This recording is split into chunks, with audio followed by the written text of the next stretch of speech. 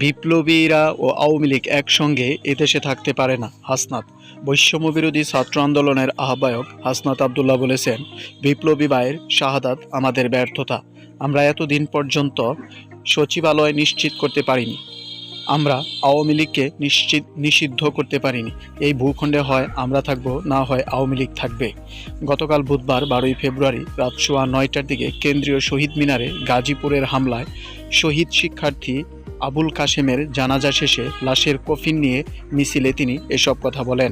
বিদেশে ঋণের দায়, সুদের চাপ, ডলার বাজার অস্থির হতে পারে ফের। হাসনাত আবদুল্লাহ বলেন, আজকে আয়নাগর প্রকাশিত হয়েছে, আজকেই অভ্যুত্থান বিষয়ক জাতিসংঘের রিপোর্ট প্রকাশিত হয়েছে, আজকেই আমাদের ভাই শহীদ হন। বিপ্লবী ভাইয়ের শাহাদাত আমাদের ব্যর্থতা। আমরা এতদিন পর্যন্ত সচিবালয় নিশ্চিত করতে পারিনি। আমরা আওয়ামী লীগকে নিষিদ্ধ করতে পারিনি। তিনি বলেন, 5ই আগস্টের পর এ ভূখণ্ডের দখল আমরা পেয়েছি। এ ভূখণ্ডে আমরা থাকবো, না হয় আওয়ামী লীগ থাকবে। বিপ্লবীরা ও আওয়ামী লীগ একসঙ্গে এদেশে থাকতে পারে না।